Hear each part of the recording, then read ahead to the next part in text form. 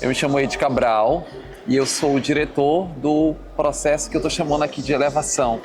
Citando vocês, eu estou aqui no meio de um ringue de luta e esse trabalho ele começa quando eu começo a indagar sobre essas questões de violência que a gente enfrenta todo dia, sendo uma pessoa gay, uma pessoa ligada com a questão da sexualidade, de gênero, de como a sociedade tem a colocar pessoas LGBTQIAP+, em um lugar de muita hostilidade, de marginalidade.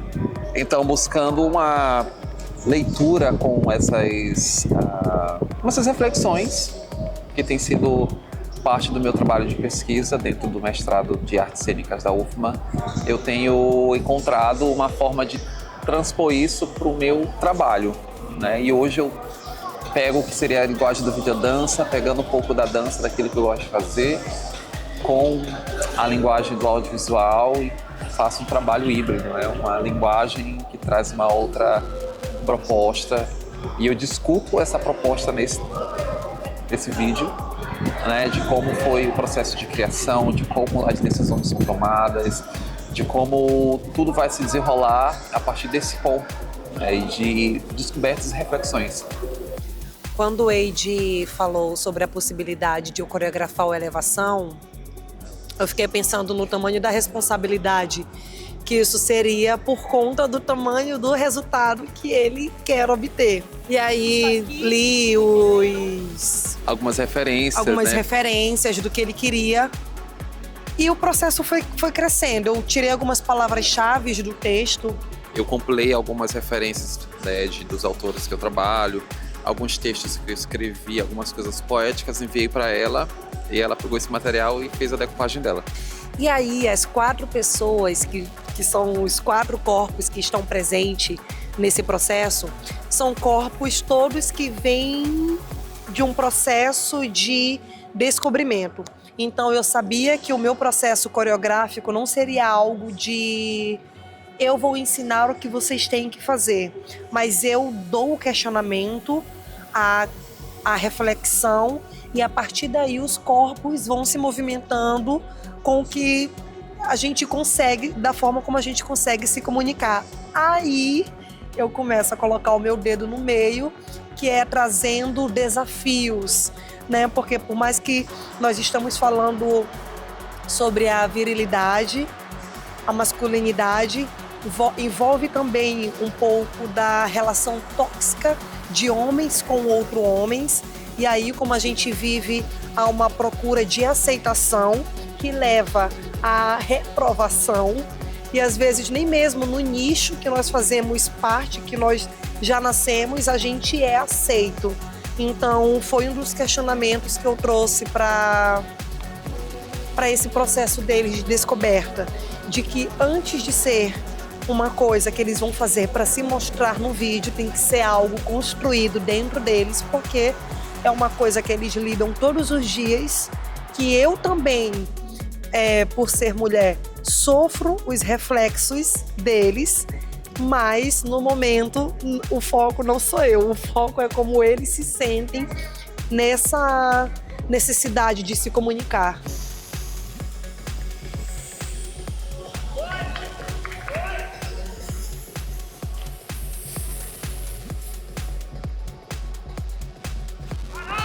No momento, muita exaustão, porque são movimentos muito repetitivos, mas são movimentos que também colocam em xeque aí muito do que está sendo proposto do exercício. Então são movimentos que têm a ver com a proposta e que trazem muito desse esforço que a gente faz esse paradoxo com o esforço que a gente faz no dia a dia, referente a essa questão da masculinidade, né? Esse esforço generalizado corporal, essa contração, essa soltura. Então é tudo muito colaborativo, né? Uma coisa que vai colaborando com a outra, a gente vai entendendo melhor esse corpo. Então, agora é exaustivo no meio do processo, mas tem que vir um resultado muito lindo por aí. Prazer, gente. Meu nome é Luara, mas sou conhecida na cena ballroom como Deusa Mel. A principal, né, face da categoria. É isso. A gente tá fazendo uma gravação, né, e eu vou ser uma hang girl, né, como vocês sabem, poderosíssima, né, como sempre. E é isso.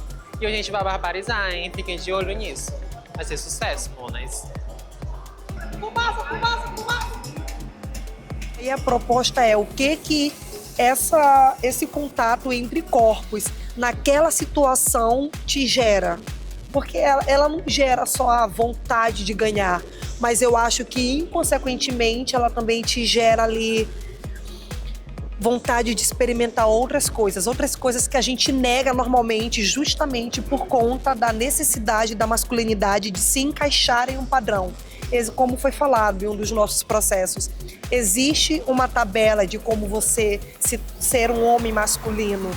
Existe uma forma que você precisa se performar para ser considerado um homem masculino e assim ser aceito na sociedade. Mas aí o questionamento que eu trouxe: por que ser aceito na sociedade? Se desde crianças, vocês sabendo que já seriam crianças LGBT, PI... LGBTQIA+. Exatamente.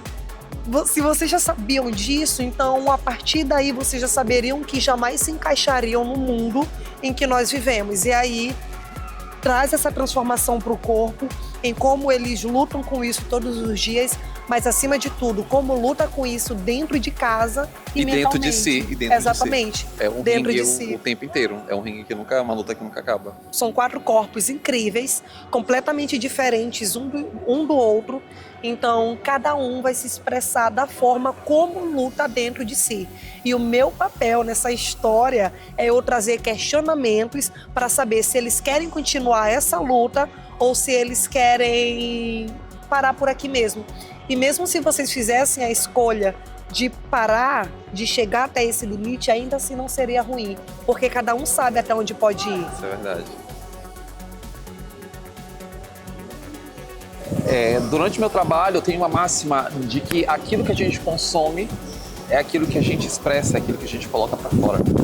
Então, durante esse processo, estou aqui expondo o meu processo criativo com vocês, e eu espero que isso sirva de caminho, de norte, de bússola para outras pessoas que queiram buscar inspirações, respostas, indagações, ou se perder no meio de tudo isso.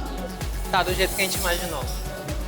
Uma realização nossa, felicidade nossa, e eu tenho certeza que vai ser felicidade de vocês também.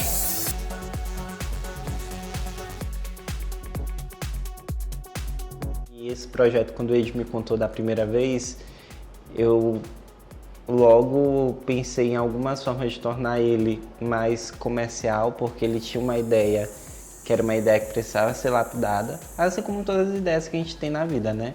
Elas surgem de algum pensamento, de alguma vivência. Então, o que ele trouxe para mim realmente era uma ideia original e que faz parte do universo dele, né? Tudo que Ed me conta, que ele conta de narrativa, de história, de pensamento, de sonhos, geralmente vem desse lugar que eu não consigo enxergar outra pessoa me falando o que ele fala. Então, quando ele começou a fazer a lista de equipe, de pessoas que estariam no projeto com ele, eu percebi que realmente está se criando um projeto muito interessante.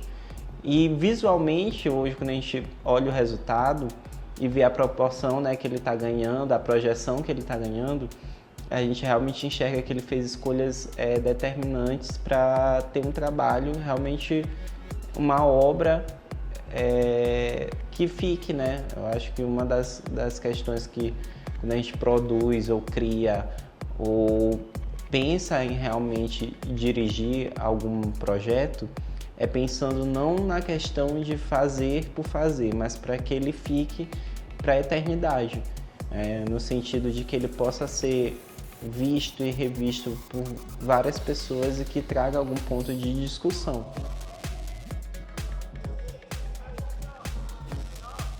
Elevação, ele veio como, na verdade, uma grande surpresa, né? Porque a gente continuamente está vivendo essas transformações, essas mudanças, essas evoluções de pensamento dentro do meio artístico, mas a gente nunca para ponderar.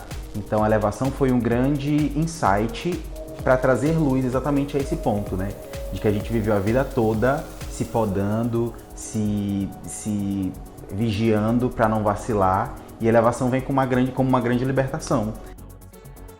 Que no final das contas é isso, né? Nesse ringue dessas lutas, o que a gente quer no fundo é vencer. ter o nosso lugar. Completamente feliz. Isso mostra como esse trabalho foi aprovado, já que ele foi selecionado para os festivais da Argentina, Canadá, Nepal, foi para a cidade de São Paulo também e agora está no maior festival de cinema maranhense, que é o Guarda-Selo. Então, eu sou muito feliz por essa proporção que ele tomou.